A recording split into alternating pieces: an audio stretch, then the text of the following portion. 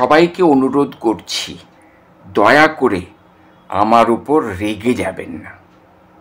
আমি একজন বৃদ্ধ মানুষ, আমার কিছু সমস্যা রয়ে গেছে। আমি আশা করছি সর্বশক্তিমান ঈশ্বর সহজেই এবং নিমেষে এগুলো সমাধান করে দেবেন। ঈশ্বরের কোনো যথোপযুক্ত প্রতিনিধি কি এখানে উপস্থিত আছেন, যিনি আমার এই সমস্যাগুলি সমাধানে তাঁকে সাহায্য করতে চান? যাই হোক, ভুলে যাবেন না যে ইউটিউব সকলের জন্যে একেবারে ফ্রিতে একটি আনলিমিটেড কমেন্ট বক্স প্রোভাইড করেছেন, যাতে আমরা প্রত্যেকেই আমাদের নিজস্ব মতামত রাখতে পারি। সাধারণভাবে আমরা প্রত্যেকেই জানি যে ঈশ্বরের সাধারণ গুণগুলি হল: তিনি সর্বশক্তিমান, তিনি সর্বজ্ঞানী, তিনি সর্বপ্রেমময়, সর্বত্র বিরাজমান, তিনি ন্যায়পরায়ণ এবং দয়ালু, ইত্যাদি ইত্যাদি। অর্থাৎ তিনি অসীম শক্তির অধিকারী, তাই তো? যেহেতু ঈশ্বর সর্বশক্তিমান, তাই তিনি সব কিছুই করতে পারেন। কিন্তু যেহেতু তিনি আবার সর্বপ্রেমের আধারও বটে এবং সর্বমঙ্গলময়, তাই তিনি ইচ্ছা করলেও কোনো কিছু মন্দ করতে পারেন না। তিনি এক মুহূর্তের জন্যেও কারো মন্দ করার কথা ভাবতেও পারেন না। আমি আশা করি আপনারা সকলেই আমার সাথে এই পর্যন্ত একমত হয়েছেন। আমার আপাতত সমস্যাগুলি হলো মোটামুটি এই রূপ। প্রথমত, আমার আশা তিনি এখনই একজন বাস্তবসম্মত এবং ইন্দ্রিয়গ্রাহ্য, অর্থাৎ হাতে গরম আরেকজন ঈশ্বর তৈরি করে ফেলুন, যাকে আমরা চাক্ষুষ করে আমাদের এই অধম মানব জনম সার্থক করতে পারি। এটা কি অন্যায় আবদার? দ্বিতীয়, তিনি তাঁরই মতো আরেকজন দেবতা সৃষ্টি করুন, দেখি দুজনের বনিবনা হয় কি না। তৃতীয়, তিনি তাঁর চেয়েও শক্তিশালী আরেকজন দেবতা সৃষ্টি করুন। বিশ্বাস করুন, আমি কিন্তু মোটেই উভয়ের মধ্যে ঝগড়া বিবাদ বাঁধাতে চাইছি না।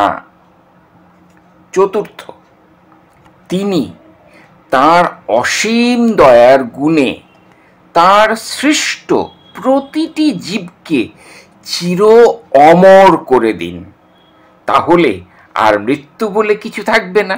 কি মজা হবে ভাবুন তো।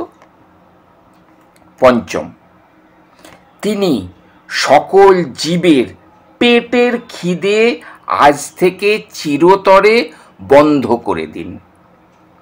কি মজা হবে ভেবে দেখুন, একজনও আর অনাহারে কষ্ট পাবে না। ষষ্ঠ, তিনি দয়া করে তাঁর সন্তান সম সকল জীবের শারীরিক সকল জ্বালা যন্ত্রণা বন্ধ করে দিন। সতীদাহের সময় জ্বলন্ত চিতায় জ্যান্ত পুড়ে মরার যন্ত্রণার কথাটা ভাবতে পারেন কি? এটা কিন্তু খুব একটা বেশি দিনের কথা নয়, আশা করি তা জানেন। আমাদের দেশ জুড়ে এটা ছিল এক সাধারণ ব্যাপার। এর ফলে নারীরা সতী হতেন আর সিধা স্বর্গে যেতেন। সপ্তম, তিনি দয়া করে তাঁরই সৃষ্টি করা নানা প্রাকৃতিক বিপর্যয় আর ধ্বংসলীলা বন্ধ করুন। বন্যা, ভূমিকম্প এসব তিনি কেন পাঠান?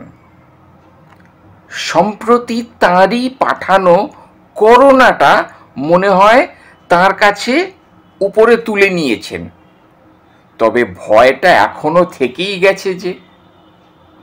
অষ্টম, তিনি সব সময় লুকিয়ে থাকেন কেন? তিনি তো আমাদের একমাত্র অভিভাবক। তিনি সামনে আসুন, আমরা নয়ন ভরে তাকে দেখে আমাদের এই তুচ্ছ জীবন সার্থক করি। দয়া করে তিনি আমার এই অন্যায় আবদারগুলি মেনে নিন। আচ্ছা, বেশ বেশ, মামার বাড়ির আবদার সবটা আপনাকে মানতে হবে না। উপরের তালিকা থেকে অন্তত একটি চেষ্টা করে দেখান। ভুলে যাবেন না, তিনি কিন্তু সর্বশক্তিমান ও দয়ালু। এ জগতের যে কোনো কাজ তার কাছে নস্যি।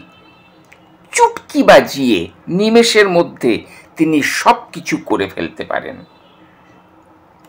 হাসপাতালে গিয়ে দেখুন, হ্যাঁ, চোখের সামনে দেখতে পাচ্ছি নিষ্পাপ শিশু ক্যান্সারে আক্রান্ত হয়ে যন্ত্রণায় কাতরাতে কাতরাতে যখন মারা যাচ্ছে, তখন হে ঈশ্বর তুমিই শ্রেষ্ঠ, তুমিই দয়ালু বলে ঢাকঢোল পিটিয়ে তার পূজা করতে হবে? একটুও চিন্তা করে দেখবেন না? ভাববেন না যে এতে তার ঠিক কি মহৎ উদ্দেশ্য সাধিত হচ্ছে? এটা তাকে করতেই হতো, এছাড়া তার কাছে এর থেকে ভালো আর কোনো পরিকল্পনা নেই। একটু ভাববেন দয়া করে। আর হ্যাঁ, হ্যালো ব্রাদার, ঈশ্বরের সেই যথোপযুক্ত প্রতিনিধিকে বলছি, দয়া করে অন্তত এই অজুহাত দেবেন না যে ওহ, তোমার ওই অন্যায় আবদার রাখতে তার বয়েই গেছে। তিনি পাপীদের কথার কোনো উত্তর দেন না। আপনার সুচিন্তিত মন্তব্যের জন্যে অপেক্ষা করছি। নমস্কার।